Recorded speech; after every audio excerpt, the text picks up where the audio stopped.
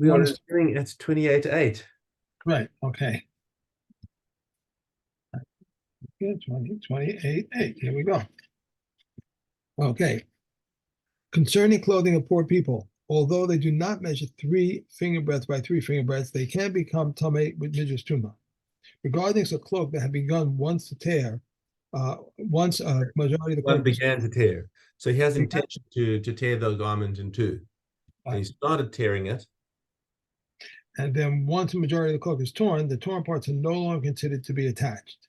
In other words, if one half becomes tame, the other half does not become tame with it. Thick cloths and soft cloths are not subject to the law of 3 finger breadths by 3 finger breadths.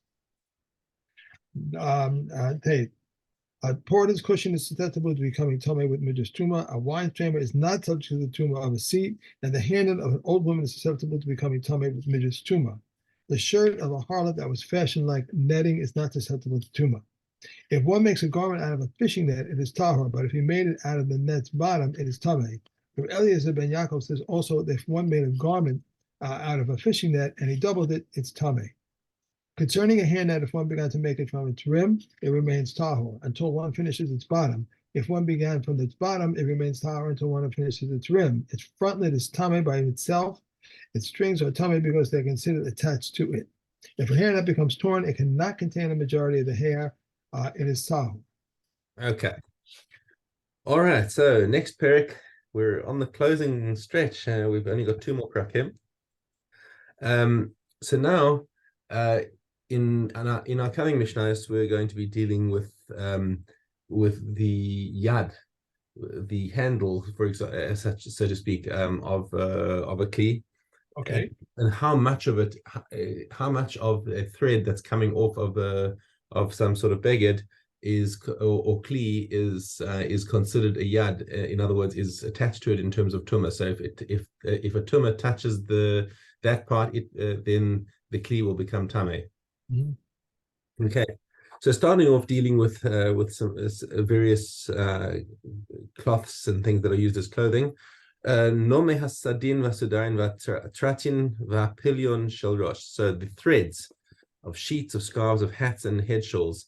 Sheish etzbaos. So all these things, the threads that come off them are considered part of the beged if they're up to 6 finger breadths. Anything more than that is considered excessive and is likely to be cut off. And therefore is not so therefore if something like that brushes on a dead sheretz, it won't affect the garment at all. Okay. Shall afarsikin shall afkarsin. Okay, afkarsin esser. So the threads of an undergarment is 10 finger breadths. Now that's referring to a so the laces are considered to be part of the 10 finger breadths of the garment are considered to be part of it in terms of transmission of tumah. And also, sorry, this is also talking about sprinkling mechatas. That if you sprinkle on it and the water touches the thread, it also is matayr the rest of the beged. Okay, nime sagos. Sagos is the big heavy overcoat. Right. Haradid is a veil. Chaluk is a shirt, and talis is a talis. Okay, shalosh etzbaos, a mantle. Well, I mean, it isn't dafka a prayer shawl, but it's a talis is something that's basically just a rectangular cloth that you wear as a shawl. Okay, shalosh etzbaos. So three finger breadths of threads sticking out the edges is normal, and that will transmit both tumah and will work for mechatas. Anything more than that is excessive and will likely be cut off. Nime kipa shel zakena, the fringes of the woman's of an old woman's cap. Gumdin shel arviin, or of an Arab face covering. Okay, kulkin. Kulkin, we'll have to look in the commentary for that. So kulkin is a type of fringed garment woven from goat's hair, either a belt made from goat's hair, which one ties around an animal, or a small, thick goat's hair hat. Alternatively, it's a type of fringed woolen shirt. At what point did they say it's an old woman's cap? Is there an age? Is it? I don't see. There's nothing in the commentary that says that. Right. Well, I mean, if you look at the commentaries, it says our Mishnah refers to a particular style of cap. Although it is worn by younger women as well, it's known as an old woman's cap. So, for example, these threads that I've got on my glasses, these are called grandpa threads. By your kids or just in general? My kids, I say now I look like a grandfather. And you are. Okay, fine. I just find them very convenient. Right. I don't really care what they look like. Okay, so all these things like Vapunda, Ma'aforet, Paragod. Okay, so the hollow belt, turban, and partition, their measure is Nimein Kol Shehen. However long the threads are, they are considered attached to the garment. Which is interesting that it should be unlimited. Because unlimited could be like really long. And I would be very surprised if like if somebody has one of these caps and it's got a thread that's like 6 meters long, and you say that's the whole thing is attached. I don't know. Maybe it may be a guzma, maybe an exaggeration, but as soon as it becomes impractical, I think the part that becomes impractical would be considered not attached. Okay. The point of these Mishnayos, I would say, is not so much to memorize the fact that what the exact measures are for each type of garment, but to understand that there's a certain amount of thread that is considered necessary or useful to the garment, and anything in excess of that is considered not attached even. Okay. Now, Mishnah Base starts talking about mattresses of wool and things that have been sewn together, which is a typical practice for a launderer. So if somebody brings a bunch of clothing and dumps it at the launderer and says, "Can you wash these, please?" And the launderer in the days of the Mishnah doesn't have a washing machine. He goes down to the river. Right.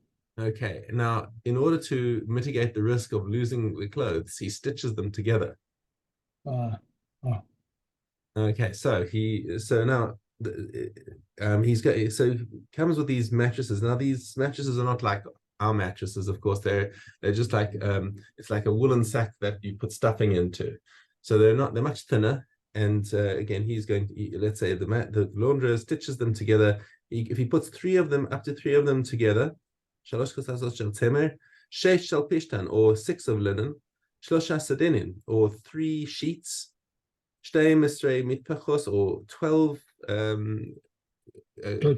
kerchief. Yeah, I suppose something that a woman might use to tie up her hair. Shnei suvrikin. Suvrikin is trousers. Okay, chaluk echad, or one shirt only. Talis achas, or one cloak. Kluv karin echad, or one winter cloak. Chibur letumah ulahazaya. So this is all considered connected, both for tumah. So if one of these garments it contacts let's say the sherets, then all of them become tameh. Okay, and in the good direction, if they're all connected and they need to be sprinkled with meichatas, then just one of them needs to receive the meichatas, and they're all considered purified. Okay. Yasa mikan, if it's any more than this, chibur letumah ve'eno chibur lehazaya. So more than this, we're still stringent on the tumah, but the hazaya we're not lenient on. So it only is wherever the water landed, that's what becomes tahor, but the rest of the begadim do not become tahor. Rabbi Yossi Omer aflo letumah. He says no. It's once you get more than this on the that are attached together, even the tumah won't spread that far. Okay. So the halacha is not in accordance with Rabbi Yossi. It follows the Tanakama that it will spread tumah, but not tara. Okay, now we go on to other Keilim and the strings that and the strings that are attached to them. So chut hamishkoles, so a plummet. That's something that you use to measure like a builder would use it to measure the vertical. Okay. That is 12 tefachim. Okay, so 12 tefachim is considered connected to the weight in terms of tumah and tara. V'shel charashin shmonasar, and the plowed cord of a carpenter is 18. Now, why does a carpenter need more? So just a regular plummet is 12, a carpenter is 18, v'shel banayin chamishim amma, and builders have much more, 50 ammas, because builders are obviously making much larger structures, so they'll have longer plummets. Okay, yasser mikan imrat alekayim tahor. And anything more than this, if one desires to retain it, if he wants to have more, if he wants to have a longer string than that, then it is considered tahor, even if it touches a tumah. V'shel sayadin, v'shel tayarin kol shehin. And plasterers and artists, they have a plummet that no matter how long it is considered attached. So this is for people who plaster walls or paint pictures on them. The straightness of the wall will influence how they perform their work. So Tiferes Yisrael explains why the plummet cord of builders and carpenters have maximum lengths in terms of tumah, whereas those of plasterers and artists do not. When a wall is being built, the builder checks the straightness of the walls in small increments, the size of which is determined by the height and nature of the wall being built. For example, a builder of small walls will check every 12 handbreadths, and if he finds that the wall is not straight, he'll knock down that small segment and then rebuild it. Therefore, the standard length of his plummet cord is 12 handbreadths, and anything beyond that length is not useful and not considered a yard. Carpenters check their walls every 18 handbreadths, and plasterers and artists, on the other hand, are working with already completed walls. So they use their plummets to check the entire height of the wall at one time. So therefore, the length of the plummet cord used will depend on the height of the wall being measured, and so there's no maximum length regarding tumah. Okay. All right. Chazara. Yeah. 26.8. Bob, I'm sorry? 26.8. That's exactly where I am. Okay. Regarding hides of a householder, thought renders them tummy, but regarding hides of a tanner, thought does not render them tummy. Regarding hides of a thief, thought renders them tummy, but regarding hides of a robber, thought does not render them tummy. Reb Shimon says the opposite. Regarding hides of a robber, the thought renders them tummy, but regarding hides of a thief, thought does not render them tummy, since the owners have not despaired. Regarding a hide that is tummy, midras, and one decided to use it for straps of his sandals, as soon as he applies the knife to it, it is tahor. Those are the words of Reb Yehuda, but the Chabad is saying until he reduces it to less than 5 handbreadths. Reb Elazar, son of Sadik, Reb Sadik says, even if one makes a napkin from a hide, it remains tummy, but from a mattress, it is tahor. Cloth can contract tumah in 5 categories. Sack can contract tumah in 4 categories. Hide can contract tumah in 3 categories, and wood can contract tumah in 2 categories. And earthenware can contract tumah in 1 category. Earthenware is susceptible to tumah as a receptacle, but any earthenware utensil that has no interior has no exterior. Wood exceeds earthenware, and that wood is subject to tumah as a seat. And similarly, regarding a tray that has no rim, if it is a wooden handle, it is susceptible to tumah, but if it is an earthenware utensil, it is tahor. Hide exceeds wood in that hide is subject to roof tumah. Sack exceeds hide in that its sack is subject to tumah as a woven article. Cloth exceeds sack in that cloth is subject to tumah when it measures 3 finger breadths by 3 finger breadths.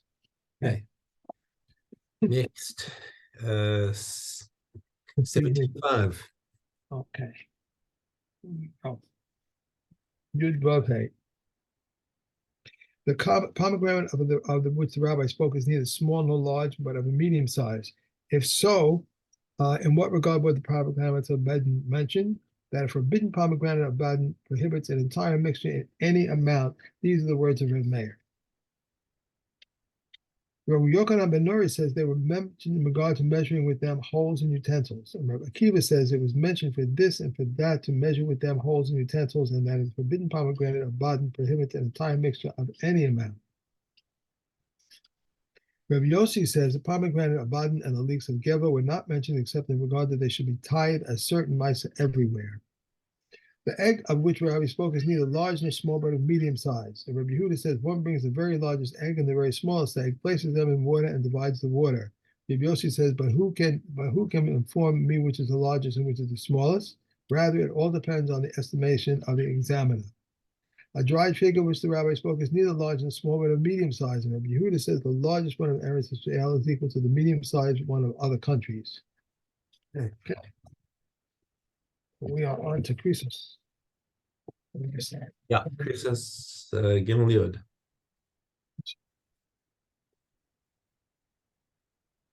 Gimel Yud. Okay. Said Rabbi Akiva, I asked Rabbi Eliezer, if one person performs many labors on Shabbos at the same time of work and one lapse of awareness, what is the ruling? He is liable to one for all of them and to one for each one. He replied to me, he is liable for each one from a coma. Now, if a menstruous woman, a prohibition, which has no numerous classifications or in many ways of being liable to a katos, he is liable for each one. Does it not follow that for Shabbos, which has numerous classifications in many ways of being liable to katos, that he should be liable for each one? I replied to him, no. If you say this in regard to the menstruant, it's because two prohibitions are involved. One, for he is prohibited from being intimate with the menstruant, and the menstruant is prohibited from being intimate with him. Can you say the same regarding Shabbos, in which only one prohibition is involved? He replied, the case of one who cohabitates with minors will prove this ruling, where they have only one prohibition, yet he is liable for each one. I replied to him, no, if you state this ruling regarding one who cohabitates with minors, which already there is no prohibition now, there is one later. Can you state it regarding the Shabbos, but neither now nor later has separate katos? He replied to me, the case of one intimate with an animal will prove it. I replied to him, indeed, the case concerning the animal is like the case of the Shabbos.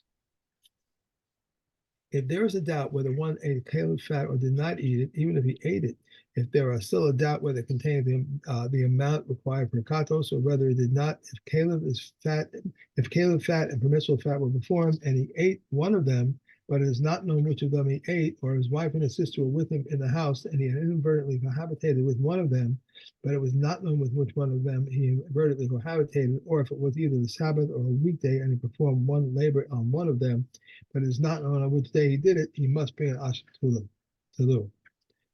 Just as he ate two portions of Keilim fat and one lapse of awareness, he is liable to only one katos. So when the transgression is not known, he brings only one asher tulu. But if there was awareness in the interim, just as he brings the katos to each one, so does he bring an asher tulu for each one. Just as he ate Keilim, blood, nosa, and pigel in one period of forgetfulness, he is liable for each one. So when the transgression is not known, he must bring an asher tulu for each one. If Caleb and Nosa were formed and he ate one of them, but is not known which of them he ate, or if his menstruous wife and his sister were with him in the house and he inadvertently cohabitated with one of them, but is not known with which one he inadvertently cohabitated, or if the Sabbath and Yom Kippur follow one another, if he performed labor at twilight, but it is not known on which one of them he performed labor, if Eliezer holds him liable for a katos, Yeshua exempts him. Said Rabbi Yossi, they did not agree that one performed labor at twilight is exempt, or I may say that he did part of the labor today and part tomorrow. Concerning what did they differ? Concerning one who performed labor in the middle of the day. But it is not known whether he did it on the Sabbath or on Yom Kippur, or concerning one who performed labor, but it is not known what type of labor he did. Rabbi Eliezer holds him liable to a katos, Rabbi Yeshua exempts him. Said Rabbi Yehuda, Rabbi Yeshua exempts him even from an asher tulu. Okay. Shavuos. Yes. Zayin Daled. Okay. One whose opponent is not trusted to swear. How so? No matter whether he had falsely sworn an oath of a testimony or an oath of deposit or even a vain oath, or if his opponent swears and collects, if they were both suspect, the oath returns to its place. These are the words of Rebbe Rosei, and Ramea says they divide. The storekeeper over his account book, how so? Not that he says to him, it is written in my account book that you owe me 200 zuz. Rather, he said to him, give my sons 2 saws of wheat, or give my workers a salad worth of mouse. If he now says, I gave, but they say we did not collect, he swears and collects, and they swear and collect. Said Ben Yananos, how can these come to a vain oath and these come to a vain oath? Rather, he collects without an oath, and they collect without an oath. If one said to a storekeeper, give me a produce for a dinner, and he said to them, but when he said to him, give me the dinner, he replied, I gave it to you, and you put it in the till. The house servant swears if he gave him the dinner and said to him, give me the produce. And he replied, I gave it to you, and you took it home. The storekeeper swears. But Yehuda says, whoever has the produce in his possession has the upper hand. If one said to a money chamber, give me a dinner's worth of mouse, and he said to them, and he gave them gave them to him, but when he said to him, "Give me the dinner," he replied, "I gave it to you when you put it in the till." The householder swears. If he gave him the dinner and he said to him, "Give me the mouse," and he replied, "I gave it to you and you threw them in your purse," the money changer swears. Rabbi Yehuda says it is not customary for a money changer to give an Isser until he receives his dinner. Okay. And we are on to Sinus. house. Gimel Gimel. Similarly, if no rains fell on a particular city as it is stated, I caused it to rain on one city, and on one city I caused no rains to fall. One field was rained upon. That city must fast and sound the shofar all around, fasting, all surrounding areas fast, but they do not sound the shofar. And Akiva says they sound the shofar but do not fast. Similarly, a city in which there is a pestilence or collapse of buildings, the city must fast and sound the shofar, and all surrounding areas fast but do not sound the shofar. Rabbi Akiva says they sound the shofar but they do not fast.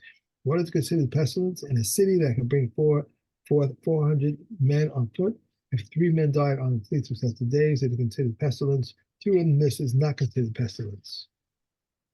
For these plagues, we sound the shofar everywhere, for wind blast and for yellowing of rain, for numerous locusts and for finishing locusts. For wild beasts and for the sword, we sound the shofar on these occasions because each one is considered a traveling plague. Okay, I'm going to leave you to do Demaya by yourself because I need to get going. Oh, it's that time already. Yeah. All right. Okay. Have a wonderful day. Thank you.